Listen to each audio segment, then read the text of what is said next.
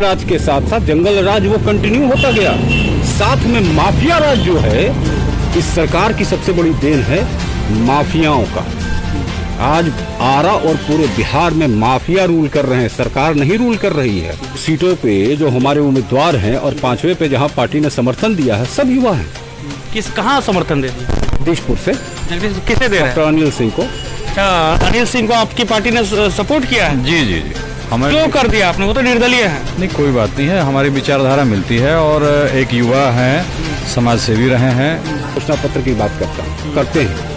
मैं 2005 की घोषणा पत्र की बात करता हूं, जब उन्होंने खुलेआम घोषणा की थी कि बिहार को जंगल राज से छुटकारा दिलाते हुए 3 महीने के अंदर मैं बिहार को क्राइम फ्री कर दूंगा। क्या लगता हुआ? एक बाहरी को, अमरिंदर बाबू आरा के नहीं है, अमरिंदर बाबू भोजपुर जिले के भी नहीं है, फिर भी आरा के लोगों ने एक बाहरी को 15 सालों तक विधायक बना के रखा और पिछले 5 साल में भी दलीय उम्मीदवार हैं जिनको हम लोगों ने समर्थन दिया है। आरा लोकसभा के 7 विधानसभा क्षेत्र में कितने सीटों पर लड़ रहे हैं? हम लोग यहाँ 4 सीटों पर लड़ रहे हैं। कहाँ कहाँ? हम लोग यहाँ लड़ रहे हैं आरा, संदेश, अगियाव और बढ़हरा में।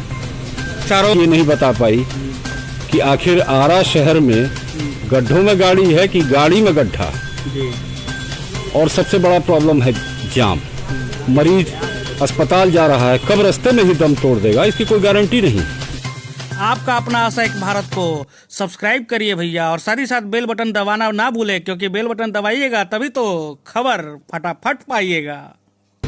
नमस्कार, स्वागत है आप सभी का आशा एक भारत में। शाहबाद का डिजिटल नंबर 1 चैनल आशा एक भारत देख रहे हैं आप। मैं रैना सिंह। देखिए, राष्ट्रवादी जनलोक पार्टी जो कि आज आरा में पहुंच चुकी है, इसलिए मैं ये कह रहा हूं क्योंकि ये सामने जो आप देख रहे हैं शख्स को, ये दिलीप कुमार सिंह हैं और ये इस बार चुनाव मैदान में उतर चुके हैं। यानी कि ये नॉमिनेशन फाइल करेंगे कल, और उसके पहले प्रेस वार्ता इन्होंने किया है, प्रेस को बुलाया है और हम सभी आए हैं यहाँ पे। चर्चाएं जो है इस बार की गर्म इसलिए हो रही है क्योंकि ये कैंडिडेट जो है ये घर के हैं, ये कहा जा रहा है इनके पार्टियों के द्वारा, यहाँ इनके पार्टी के लोगों के द्वारा ये आरा के हैं। तो चलिए बात करते हैं इनसे और जानते हैं कि आखिर आरा का एजेंडा इस बार क्या होगा। सबसे पहले आपका हमारे चैनल में स्वागत है। धन्यवाद। अच्छा, एक सवाल ये था कि आपने प्रेस वार्ता की है और आपने ऐलान कर दिया कि इस बार चुनाव लड़ने जा रहा है। क्या एजेंडा रहेगा आपका? एजेंडा ये है कि आरा के लोगों को जिंदगी को खुशहाल बनाना। आरा में बिल्कुल आरा नरक बन चुका है, क्योंकि मैं कोई बाहरी नहीं हूँ, मैं आरा का ही बेटा हूँ, इसी मिट्टी का लाल हूँ। और तो मतलब घर का बेटा? बिल्कुल, मैं आरा का बेटा हूँ, यहाँ के लोगों का बेटा हूँ, यहाँ के लोगों का भाई हूँ, और मैं आरा को भली भांति समझता हूँ, जानता हूँ और एक एक तकलीफ से परिचित हूँ। क्या तकलीफ है आरा को? आरा में अच्छाई क्या है? मुझे तो एक भी चीज़ आरा में जिंदगी आम लोगों की जो है वो नरक बन चुकी है। यहाँ कुछ भी अच्छा नहीं है, न शिक्षा, न स्वास्थ्य। सड़कों की हालत देख लीजिए, बिल्कुल जाम लगी रहती है। बिल्कुल जाम, दिन भर जो 5 मिनट का जहां आपको पहुंचना है आपको घंटों लग जाता है। गड्ढे में गाड़ी है कि गाड़ी में गड्ढा है, समझ ही में नहीं आता। अब ये तो सरकार 15 सालों से सत्ता में थी, ये आज तक ये नहीं बता पाई कि आखिर आरा शहर में गड्ढों में गाड़ी है कि गाड़ी में गड्ढा। और सबसे बड़ा प्रॉब्लम है जाम। मरीज अस्पताल जा रहा है, कब रास्ते में ही दम तोड़ देगा, इसकी कोई गारंटी नहीं। तो इन सब का सुधार, और एक आरा की जो सबसे बड़ी प्रॉब्लम है वो है क्राइम रेट जो दिन पर दिन बढ़ता जा रहा है। डेली का डेली एक ना एक अपराध हो ही जा रहा है। क्राइम कैपिटल है ये पूरे बिहार का। कैसे कंट्रोल कर सकते हैं क्राइम को? क्राइम का कंट्रोल होगा जो अधिकारी हैं उनकी जवाबदेही तय होगी। यहाँ अधिकारी आज किसी की सुनते नहीं है, कोई भी अधिकारी हो। आम लोग उनके पास जाते हैं, वो ऐसे लगता है जैसे कीड़े मकोड़े हैं। उनकी एक जवाबदेही तय करनी पड़ेगी। अगर कोई आपके पास कोई भी अपना आवेदन लेके जाना है तो नियमित समय में उस आवेदन की सुनवाई करके निष्पादन करना पड़ेगा, और नहीं तो फिर आगे हम उनसे पूछेंगे कि भाई क्यों नहीं हुआ। आखिर कब तक जनता जो है वही फेस करती रहेगी प्रॉब्लम को। शेर सिंह राणा जिनकी पार्टी राष्ट्रीय अध्यक्ष हैं, वो आ रहे हैं कि नहीं यहाँ पे प्रचार के लिए, या कुछ और कुछ अपने? शेर सिंह राणा जी अभी पीछे ही आरा में थे जी। और आने वाले समय में भी वो अपने कार्यक्रम अनुसार, क्योंकि वो पूरे बिहार में पार्टी लड़ रही है। कितने सीटों पे पार्टी लड़ रही है? ये तो हमारे अधिकारी बताएंगे। जी थोड़ा सा बात कर लेता हूँ मैं इनसे भी। आपका नाम क्या हुआ? अभिषेक कुमार अभिषेक सिंह हुआ। अच्छा, कितने सीटों पे आपकी पार्टी लड़ रही है? लगभग 114-15 सीटों पे आते हैं। बाकी क्यों छोड़ दिए? बाकी हमारे साथ कुछ समान विचारधारा की पार्टियां हैं और कुछ निर्दलीय उम्मीदवार हैं जिनको हम लोगों ने समर्थन दिया है। आरा लोकसभा के 7 विधानसभा क्षेत्र में कितने सीटों पे लड़ रहे हैं? हम लोग यहाँ 4 सीटों पर लड़ रहे हैं। कहाँ कहाँ? हम लोग यहाँ लड़ रहे हैं आरा, संदेश, अगियाव और बढ़हरा में। चारों के उम्मीदवार तैयार हैं और नॉमिनेशन फाइल हो गया या बचा हुआ? जी जी, चारों को उम्मीदवार तैयार हैं और कुछ नॉमिनेशन आज हो गए हैं, बाकी जो बचे हुए हैं वो कल हो जाएंगे। कल हो जाएंगे जी जी। अच्छा, मुख्यतः मैं आपसे भी अब बात कर रहा हूँ, आरा का क्या एजेंडा है आप लोगों का? आपने बताया कि सड़क खराब है, गड्ढा है, क्राइम बढ़ता जा रहा है। कई सारे नेता यहाँ से विधायक बने। अभी इस बार जो टिकट भी मिला है अमरेंद्र प्रताप सिंह को बीजेपी से, दूसरी तरफ बात करें तो भाकपा मारे लड़ रही है। किस तरीके से देख रहे हैं? क्या तीसरा मोर्चा आ रहा है बिहार में? क्या तीसरा मोर्चा आरा में भी आ सकता है? क्या लगता है? लोग अब बदलाव चाह रहे हैं। जनता, आरा की जनता कोई नया चेहरा चाह रही है, वो बदलाव चाह रही है, चाहे वो युवा हो या बुजुर्ग हो। ये मैंने लोगों से सुना है और समझा है। उनको एक अच्छा उम्मीदवार चाहिए जो उनके लिए काम कर सके, केवल वादा करके चला न जाए। अमरिंदर बाबू 15 साल आरा से विधायक रहे और जनता ही जानती है कि उन्होंने क्या काम किया। और सबसे बड़ी बात है कि एक बाहरी को, अमरिंदर बाबू आरा के नहीं हैं, अमरिंदर बाबू भोजपुर जिले के भी नहीं हैं, फिर भी आरा के लोगों ने एक बाहरी को 15 सालों तक विधायक बना के रखा और पिछले 5 साल में भी उनको आशीर्वाद मिला, वो हार गए। तो अमरिंदर बाबू, अगर आपको ध्यान होगा तो 2014 में माननीय प्रधानमंत्री जी ने एक घोषणा की थी कि भारत जो है इस दुनिया का सबसे युवा देश है। तो हमारी पार्टी युवाओं की पार्टी है। अच्छा, आप युवा की पार्टी है। कितने युवा लड़ रहे हैं? सब युवा ही हैं।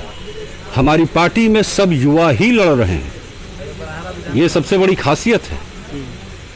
भोजपुर में 4 सीटों पे जो हमारे उम्मीदवार हैं और 5वें पे जहां पार्टी ने समर्थन दिया है, सब युवा हैं। कहाँ समर्थन दे दिया? जगदीशपुर से। जगदीश किसे दे रहे हैं? डॉक्टर अनिल सिंह को। अच्छा, अनिल सिंह को आपकी पार्टी ने सपोर्ट किया है? जी जी जी। हमें क्यों कर दिया आपने? वो तो निर्दलीय है। नहीं, कोई बात नहीं है, हमारी विचारधारा मिलती है और एक युवा हैं, समाज सेवी रहे हैं और अभी जैसे कि पिछले कोरोना काल में भी उन्होंने आरा अपने मातृभूमि के लिए बहुत सा काम किया है। यहाँ तक कि उन्होंने ऑक्सीजन का बैंक वगैरह की भी स्थापना की है। तो हमारी विचारधारा उनकी विचारधारा मेल खाती है। दूसरी बात कि अनिल जी एक अच्छे समाजसेवी पूर्व से भी रहे हुए हैं और हमारी उनसे बहुत अच्छी मतलब आपसी जान पहचान भी है और हम लोग उनको अच्छी तरह से समझते हैं। वो भी एक विकासशील व्यक्ति हैं और निश्चित तौर पे उनके आने के बाद उस क्षेत्र में भी जो एक अहंकारी जो भी ताकतें रही हैं पहले की, जिनको इस चीज़ का गुमान रहा है कि जब भी जीतेंगे तो हम ही जीतेंगे, चाहे इस पाले का हो चाहे उस पाले का हो, ये भ्रम वहाँ की टूट जाएगी और फिर वो क्षेत्र भी विकास की ओर अग्रसर हो जाएगा। इन्हीं बातों के चलते हम लोगों ने उनको समझा। देखिए, तो डॉक्टर अनिल का आज मैंने इंटरव्यू भी लिया है, वो नॉमिनेशन किया है, वो आप देख सकते हैं जगदीशपुर विधानसभा क्षेत्र से लड़ रहा है। दूसरी तरफ बात करें, आपकी विचारधारा क्या है आपकी पार्टी की? मेरी विचारधारा यही है कि आरा के लोगों को इस नारकीय जिंदगी से छुटकारा मिले और वो एक खुशहाल जीवन जिए। अपराध यहाँ बिल्कुल, अगर आपको ध्यान होगा तो 2005 में माननीय मुख्यमंत्री जी ने मुख्यमंत्री बनने से पहले उनके घोषणा पत्र में ये पहली घोषणा थी कि 3 महीने के अंदर मैं बिहार को क्राइम फ्री कर दूंगा। लोग पिछले 2010 के घोषणा पत्र की बात करते हैं, मैं 2005 की घोषणा पत्र की बात करता हूं, जब उन्होंने खुलेआम घोषणा की थी कि बिहार को जंगल राज से छुटकारा दिलाते हुए 3 महीने के अंदर मैं बिहार को क्राइम फ्री कर दूंगा। क्या लगता हुआ? मैं इसीलिए आपसे पूछ रहा हूँ, हुआ कहाँ? उन्होंने तो जंगल राज के साथ साथ जंगल राज वो कंटिन्यू होता गया, साथ में माफिया राज जो है, इस सरकार की सबसे बड़ी देन है माफियाओं का। आज आरा और पूरे बिहार में माफिया रूल कर रहे हैं, सरकार नहीं रूल कर रही है। सीधे इन माफियाओं की पहुंच बहुत ऊपर के अधिकारियों और बड़े बड़े मंत्रियों तक है। इनकी पहुंच मुख्यमंत्री जी तक है, तो कहां से बिहार में अपराध पे कंट्रोल होगा? जब माफिया ही सरकार को चला रहे हैं तो अपराध पे रोक कहां से लगेगी? दूसरा, यहाँ के युवाओं के बारे में सोचना, बेरोजगार युवा। बिल्कुल, आखिर युवा करेगा तो क्या करेगा? उसका भी पेट है, उसको भी रोटी चाहिए। तो जब तक उसके हाथों को कोई काम नहीं मिलेगा तब तक वो आगे कैसे बढ़ेगा? तो मैंने अपने स्तर पे सोचा है, और आरा के लिए पार्टी का घोषणा पत्र अलग होगा, लेकिन मैंने अपना एक घोषणा पत्र बनाया है कि अगर आरा की जनता मुझे आशीर्वाद देती है, अपने बेटे पे विश्वास करती है, तो मैं क्या क्या करूंगा इस शहर के लिए, आरा विधानसभा के लिए, और आने वाले समय में वो घोषणा पत्र आपके समक्ष होगा। अच्छा, आपकी पार्टी जीतती है जी, और सरकार तो किसी ना को बनना है जी, किसे सपोर्ट करेगा, किस पार्टी को? देखिए ये आज बहुत प्रीमेच्योर क्वेश्चन है। नहीं, एक्चुअली ये पूछा जा सकता है क्योंकि आपकी विचारधारा किससे मिलती है, विचारधारा किससे मिलती है? ये आज कोई नहीं कह सकता। आज ये विचारधारा, अभी तो हम चुनाव में उतरे हैं, अभी दिल्ली बहुत दूर है, अभी पटना ही जाना है। बिल्कुल नहीं, एक कहावत है कि दिल्ली बहुत दूर है, ये कहावत है।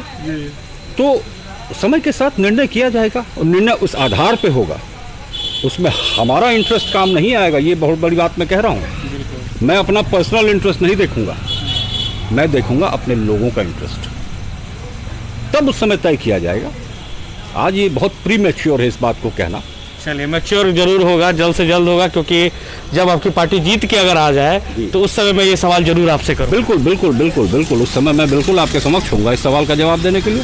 चलिए, बहुत बहुत धन्यवाद। आगे और भी बात करते हैं आपसे, आगे और भी चर्चाएं चलेगी। ढेर सारी शुभकामनाएं आशा एक भारत की टीम की ओर से आपको इलेक्शन के। बहुत बहुत धन्यवाद। तो देखिए, जिस तरीके से दिलीप कुमार सिंह ने ताल ठोका है आज आरा से, और इन्होंने ऐलान कर दिया है कि इस बार चुनाव की रणभूमि में ये उतरने जा रहे हैं। ये आने वाला समय बताएगा कि आखिर इनकी पार्टी और ये किस तरीके से उम्मीदवार होते हैं और आरा की जनता इन पे कितना भरोसा करती है।